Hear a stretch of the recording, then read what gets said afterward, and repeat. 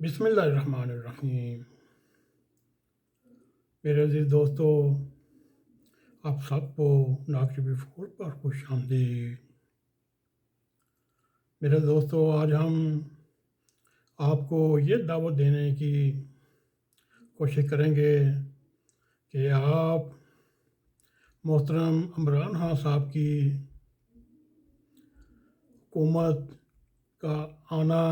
اور جانا اور اس کی کہانی سمجھنے کے لیے آپ کو پہلے محترم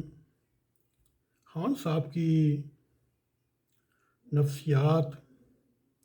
اور ان کی سوچ، ان کا نظریہ اور انداز سیاست کو اور ان کی معاشرتی زندگی اور سماجی زندگی کو سمجھنا بہت ضروری ہے۔ میرے عزیز دوستو، ہمارے خیال میں خان صاحب کی سیاست 22 سال تک ون مین شو رہی۔ پھر جب اسٹیبلشمنٹ میں یہ تجاویز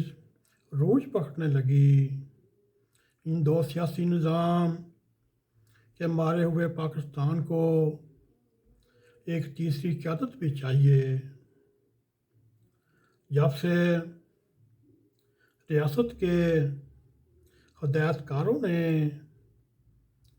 یہ فلم اپنے ہاتھوں میں لی اور اس کے بعد آپ خان صاحب کی زندگی کا حاصل مطالعہ کریں، وہ آپ کو سیاسی نعروں، احتجاج، دھمکیوں اور دھرنوں شروع ہو کر پھر ایک دوسرے مرکزی سیاسی رہنماؤں کی لائیو ٹی وی پہ، انٹرنیٹ پہ، سوشل میڈیا پر اپنے مخالفین کی کردار کشی کرنا اور ان کو برے برے الفاظ سے مخاطب کرنا، اور سب سے بڑھ کر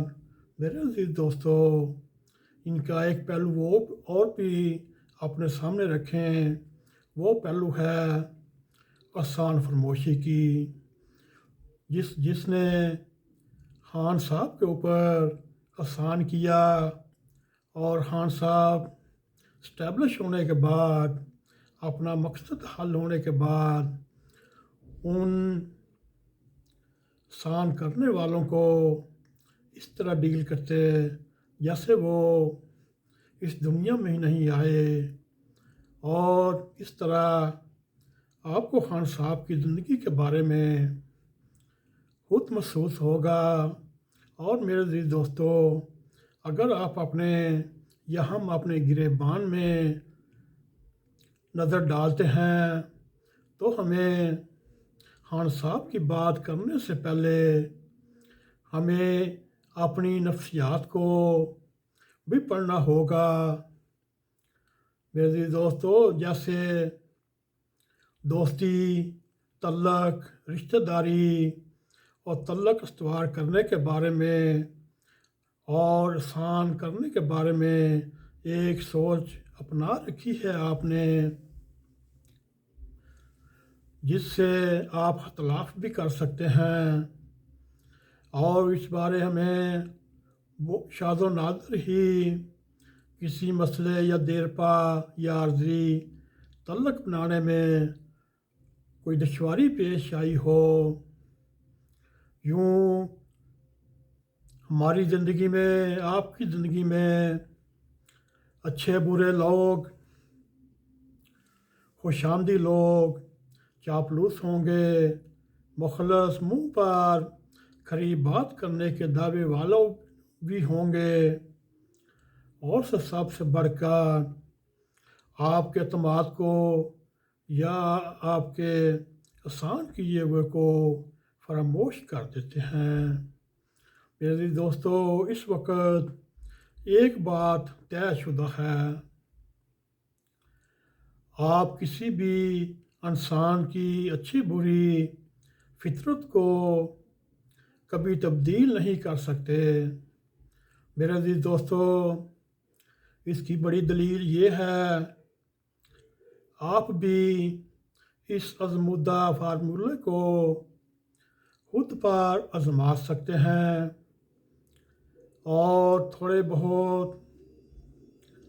فرق کے ساتھ آپ اس نتیجے پر پہنچیں گے کہ بچپن ہو جوانی کے درمیانی عرصے میں آپ کو یا آپ ان کے قریب یا دور ہوتے گئے، اور آپ اپنی جوانی سے بچپن تک یاد ماضی یاد کریں تو آپ کو ان دنوں کی یاد آئے گی، اور پھر آپ کی سوچ میں یہ آئے گا، میری زندگی میں کس کس نے میرا ساتھ دیا، اور کس نے کسی مشکل میں آپ کا کاندھے سے کاندھا ملایا، اور کس بات پر ناراض ہو کر وہ آپ سے دور چلا جاتا، اور پھر ایک سرکل کے تحت پھر انہی لوگوں سے زندگی کے کسی نہ کسی موڑ پر آپ کی ملاقات ہو جاتی ہے، تو آپ سچے دل سے اپنے ہاتھ پہ اپنا ہاتھ دل پہ رکھ کے محسوس کریں، کیا آپ بچپن کے دور یا آج سے 40-50 سال پہلے کی طرف لوٹ رہے ہیں، اور یہ ایک بار پھر انہی موضوعات یا ان کے قریب تر آپ کے خیالات کا ٹکراؤ شکار ہونے لگتا ہے، یعنی پھر خود آپ اندازہ لگائیں گے، بعض جو بچپن میں ضدی تھے وہ پھر اپنی ضد پر ڈٹ جاتے، اور محبت کرنے والے آپ کے تعلق والے دوست کی کوشش ہوتی ہے کسی تکرار کے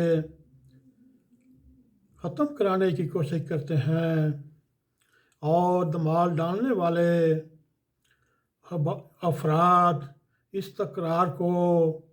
بظاہر چھوٹی شرارتی انداز میں ختم کرنے کی بجائے جلتی پر تیل چھڑکتے نظر آتے ہیں۔ میرے عزیز دوستو، پھر ہم وہیں کھڑے نظر آتے ہیں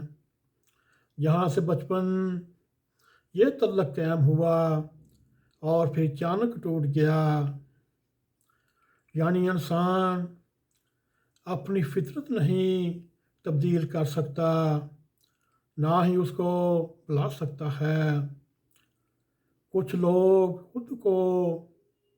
سامنے رکھنے کو ہی اپنی کامیابی سمجھتے ہیں، اور جو لوگ بچپن میں کسی کامیابی سے حسد کا شکار ہو جاتے ہیں، وہ بھی آپ کو